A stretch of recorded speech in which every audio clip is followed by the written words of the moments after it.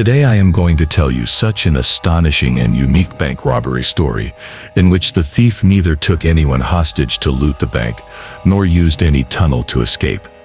Instead, this thief used black magic to loot $240 million from the bank.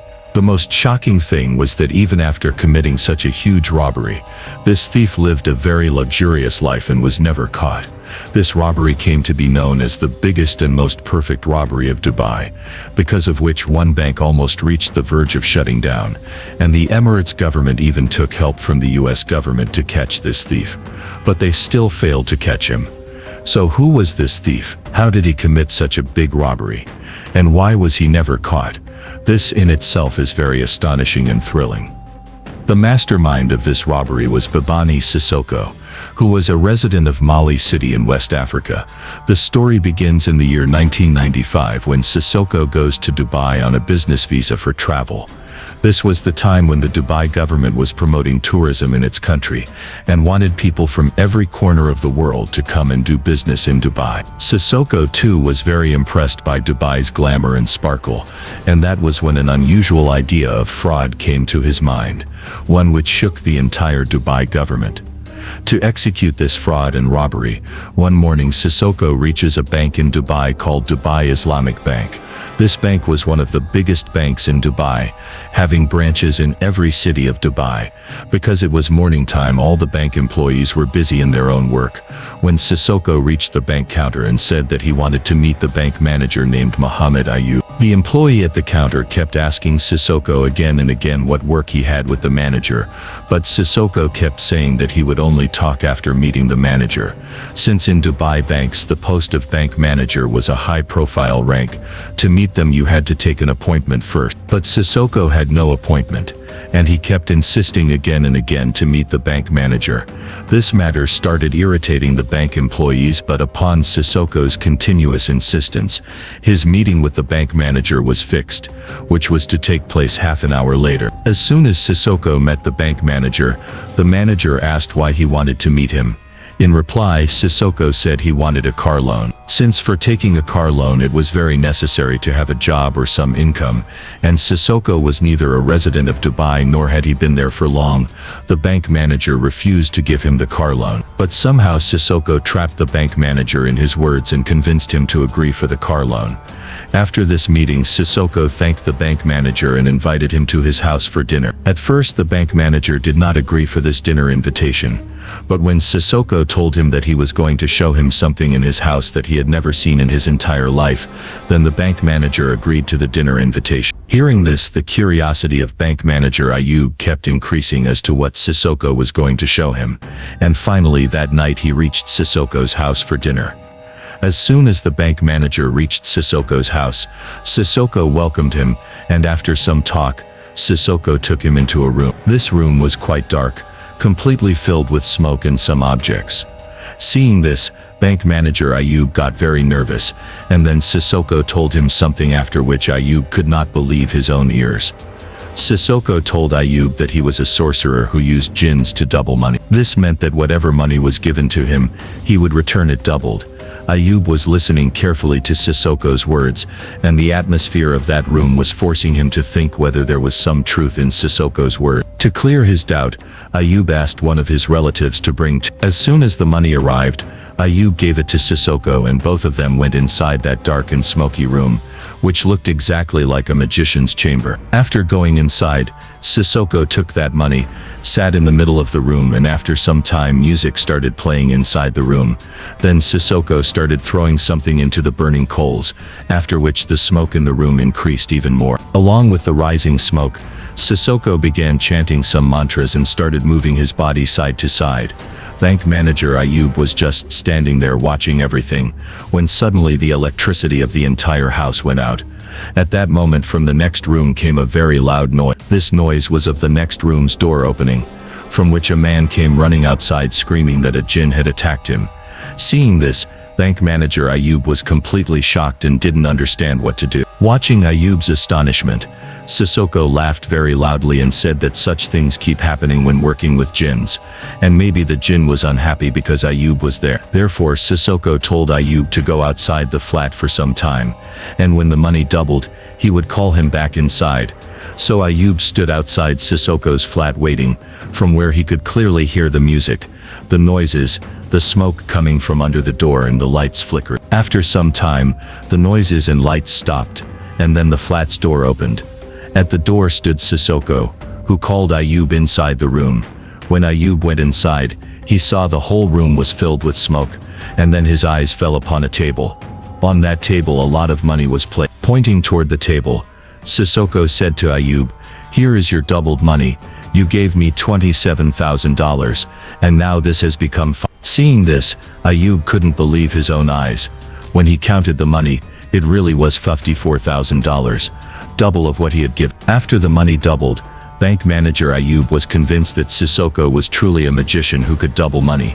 He was completely unaware that during those times, African fraudsters often used this exact scam to cheat people. Sissoko too had created such a trap with the help of a man, and Ayub had completely fallen into it.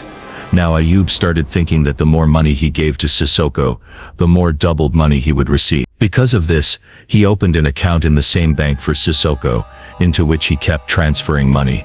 From here the story took a very astonishing and absurd turn, because even after continuously transferring money, Ayub was not getting the doubled money back. Between 1995 and 1998, Ayub made a total of 1,803 transfers into Sissoko's account, worth $240 million, but this money never came back to Ayub. This entire scam brought forth many questions and many theories which shook the entire Dubai banking system and its government. The very first question was, when Ayub was not receiving his doubled money, then why did he keep transferring money into Sissoko's account for 3 years? The answer never came out, but many people made different theories about this. Some people believed that Cisco was not a scammer, but a magician, who with his magic, had controlled Ayub, and that was why he kept transferring money into Cisco's account. The second theory that came out was that bank manager Ayub got scared of Cisco because he was a magician, and he feared that Cisco might harm him or his family. That is why he kept transferring money into Cisco's account. The third theory that came out was that maybe after the first transfer, Cisco started blackmailing Ayub that if he stopped transferring money, then Cisco would expose him, that he had transferred money without informing anyone. The second question that arises is, how was such a large amount transferred from the bank for 3 years, without anyone getting suspicious and without anyone finding out, although the bank manager had all the powers to make important decisions? Still, how did these huge transfers escape the eyes of the bank accountant during routine audits? That too when these transfers went on for 3 years. Since this is a matter of 1995, it can be assumed that the banking system and accounting system of that time were not as advanced as they are today. But this theory is absolutely wrong, because the amount transferred in this scam was so huge that it was impossible to ignore. After executing this fraud in 1995, Cisco went back from Dubai to his city Mali, where he spent a few months in his village Dibia. Dibia was a very poor village where people were victims of extreme poverty and starvation. Now Cisco started distributing food, clothes and money among the poor there. And at the same time he started several projects there which included roads, houses and water tanks. Because of Cisco's donations and projects, the conditions of Dibia started improving, and the people there started seeing him as a messiah. Because of this, people began to respect him greatly. After spending a few months in Dibia, Cisco decided that he would shift to New York. Cisco wanted to shift to New York because from there he could open an account and transfer all the funds that were being transferred into his Dubai account into his new account and live a luxurious life. After reaching New York, Cisco opened an account in Citibank, and by showing the shine and glamour of his wealth, managed to convince one of the employees there to marry him. Although that employee knew very well that Cisco had other wives in Africa, still, seeing Cisco's immense wealth, she agreed to marry him. Cisco was so cunning and clever that even this marriage with the bank employee was only for his own benefit, so that he could use her to transfer all his money from Dubai's account into his New York City bank account. And that is exactly what happened. Cisco transferred almost 100 million USD into his New York account, with the help of that bank employee, who had now become his wife. Cisco's wife personally handled all the transactions, because of which such a huge amount was very easily transferred from Dubai to America. In return, Cisco also gave his wife 5 million USD. As soon as this money was transferred to America, Cisco started living a very luxurious life, and he now began buying everything he had always dreamed of. With this money, he bought villas, sports cars, and even some second-hand planes. With them, he started an airline, which he named Dibia Airlines, after his village. To start this airline, he bought 2 second-hand Boeing 727 planes in which about 180 passengers could sit. Cisco's dream was to turn this into a very large airline company, but since he was not getting passengers for his airline, his planes often remained parked at the airport, and that was the reason why he had to shut down his airline. Meanwhile, bank manager Ayub continued transferring money into Cisco's account, and then came July 1996. This was the year when Cisco got caught by American police, but with the power of his money and influence, he once again escaped easily. In 1996, Cisco requested to buy 2 old helicopters from the US military.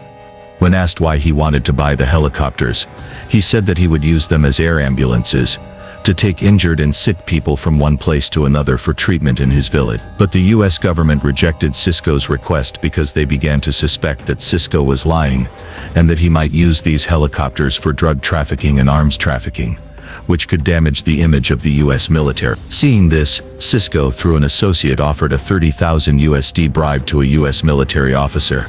But this move backfired on Cisco because, unfortunately for him, that officer turned out to be honest. He reported this bribe to his seniors, after which a warrant was issued for Cisco's arrest, and police began to search for him. Since Cisco was not present in America at that time, the US government issued an international warrant to arrest him. Just a few days after the warrant was issued, Cisco was arrested in the city of Geneva, Switzerland, and was put in jail there. After being jailed, the Swiss government began preparing to hand him over to the US government. In the meantime, Cisco hired an American lawyer, Thomas Spencer, to fight his case.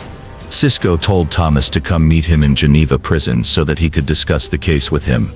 After reaching Geneva, Thomas met Cisco in prison, where they discussed the case and legal procedure. And within just a few days, Cisco was deported from Switzerland to America. Now Cisco had been arrested and brought to Miami, Florida, where his trial for bribery charges was about to begin. The very first attempt of Cisco's lawyer, Thomas, was to somehow get Cisco out on bail so that until the trial took place, he wouldn't have to stay in jail. However, the opposition lawyer kept insisting on rejecting the bail again and again because he believed that if Cisco got bail, he would leave America and escape. But with the power of his money and connections, Cisco succeeded in getting bail. During the bail hearing, Cisco's lawyer played a big card. He brought some politicians and powerful people to court as witnesses, people with whom Cisco had built connections through his money. All these politicians and powerful people testified on Cisco's behalf, saying that he was a very respectable man, and that after getting bail he would not leave America and run away. The judge too had never seen so many politicians come to court for a case. At the same time, Cisco's legal team told the judge that Cisco was ready to pay a huge bail amount, so that they could be assured he would not leave the country and would be present in court during the trial. On the other hand, the opposition lawyer's entire team kept pressuring the judge not to grant Cisco bail. Now the pressure on the judge to make a decision started increasing, and then he decided that he would set the bail amount so high that it had never been set before in the history of the Florida court. While announcing the decision, the judge said that Cisco would have to pay 20 million USD for this bail. Hearing this, everyone sitting in the court was left stunned. The judge thought that Cisco would not be able to pay this amount, and as a result, he would not get bail. But the most shocking thing was that Cisco agreed to pay this bail amount. After being released on bail, Cisco's first move was to gift a car each to his lawyer Thomas and his team. Thomas was very surprised because this was the first time a client had gifted them such expensive cars, that too when the trial was still pending. Meanwhile, Cisco once again started fulfilling his expensive desire. Those who lived with him said that Cisco, whenever he entered a jewelry shop, would buy jewelry worth up to 1 million USD in one go. Some car showroom owners said that Cisco was buying 4 to 5 cars from their showroom every month, to the extent that he had more than 10 marriages in Miami alone. He married them and bought one flat for each wife to live in. During all this, Bank manager Ayub was still continuously transferring money into Cisco's account, and along with that, he also issued several credit cards in Cisco's name, in which there was no spending limit. The value of the transactions made from these credit cards was also cancelled by Ayub from there itself so that no one would find out how much money had been spent from these credit cards. Why Ayub was doing all this and for what reason was still a question. Was he under the control of some magic, or was he scared by some threat? This was a question that was turning into an unsolved mystery. On the other side, before his trial, Cisco felt that he had to improve his public image so that he could get people's support and sympathy, and this thing would help him a lot in court. And that is why he started helping the poor and homeless people sitting on the streets of Miami. He gave them food, clothes, and also money according to their needs. This thing the media people started publishing in their newspapers, because of which Cisco's image in Miami now began to improve. In March 1997, the hearing of the bribery case started. Cisco's lawyer told him that in court he should deny any kind of charges. But not listening to his lawyer, he confessed his crime in court and told the court that he had offered a bribe to a U.S. military officer. By this confession of Cisco, his lawyer and his whole team went into shock, wondering why Cisco did this. Cisco's lawyer Thomas also asked him why he did this, but Cisco gave him no answer. Behind Cisco's confession there was a very big reason. And that reason was that if Cisco denied this charge, then there would have been a long debate in court, because of which this case would have gone on longer, and more investigation into Cisco's past would have taken place. Because of that, his Dubai bank fraud case could also have come out, which could have become a very big and serious problem for him. After this confession, the court sentenced Cisco to 43 days in prison, and along with that imposed a fine of. After sentencing, Cisco was sent to Florida federal prison.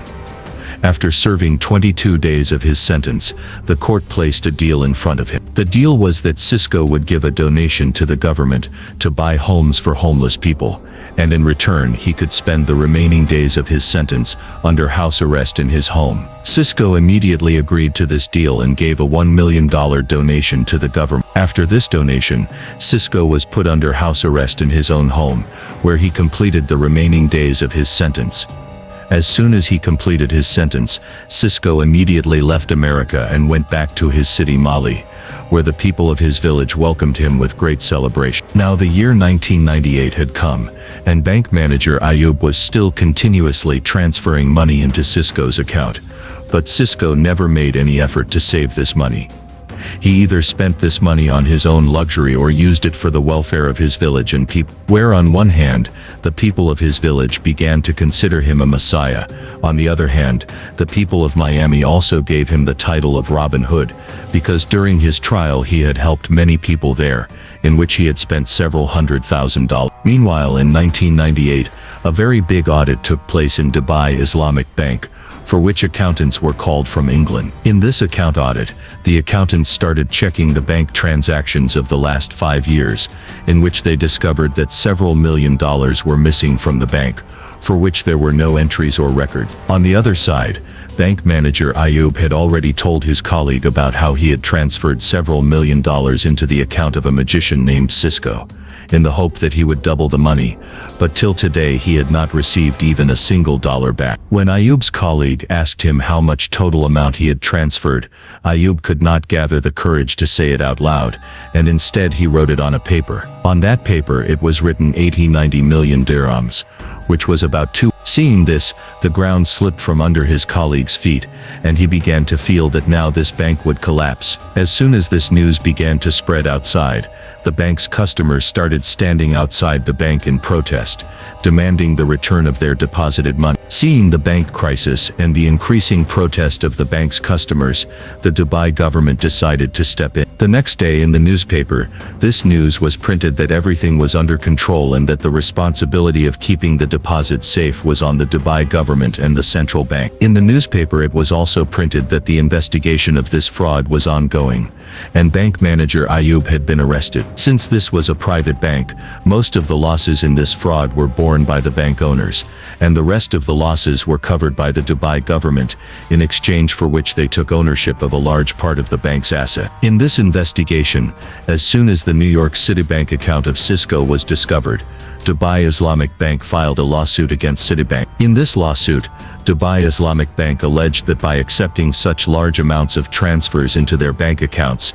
they had committed money laundering, and to recover their losses, they demanded 51. In the investigation conducted by the agency hired by Dubai Islamic Bank in America, it was found that bank manager Ayub had not taken any benefit from this scam, and all this money had been transferred into Cisco's account, with the help of a bank employee, who was also his wife. As soon as this was discovered, Interpol issued an international warrant for Cisco's arrest. This meant that now if he traveled anywhere, he would be caught. But Cisco knew very well that Mali did not have any extradition treaty with any country, which clearly meant that no other country could bring a wanted criminal from Mali into their country. And this was the reason why Cisco was living in Mali. To protect himself from any kind of danger, Cisco played another move. In 2002, he bought a ticket for the parliament election, and since the people there already considered him a messiah, he easily won the election and became a member of the Mali parliament. However, in the years ahead, Cisco's wealth greatly decreased because he had spent this money with open hands, and now he could not do much for the people. Because of this, his fame reduced greatly, and in 2014 he lost the parliament election. After losing the election, he again went back to his village Tibaja, where he spent the rest of his life. In 2018, a BBC reporter managed to reach Cisco and convinced him to give an interview. In his entire life, Cisco gave only this one interview, in which he made many revelations. In his interview, Cisco said that at one time he had immense wealth, which was around $2. When the reporter asked him about this money, he said that he had spent all of it. When the reporter asked another question about Dubai Islamic Bank, Cisco said that his conversation with the bank manager there was only about a car loan, and nothing more. When the reporter asked Cisco about the $240 million in black magic, he laughed loudly and said that nothing like that had happened, and if he really could double money with magic, then why would he need to loot a bank? He also said that the investigation team should question the bank employee about where such a large amount of money had gone. In this whole scam, bank manager Ayub, the bank employee whom Cisco had married, and 2 more Citibank employees, who supported Cisco's wife in executing these transfers, all of them were sent to jail. And this question always remained a question: why did Ayub keep transferring money into Cisco's account for 3 years, while in return he never received even a single dollar? On the other side, even after executing such a big scam, Cisco spent his whole life in his village Tibaja, with complete freedom, and in 2021 he died. How did you find this story? Write it down in the comment section. Like and subscribe to the channel. See you in the next video.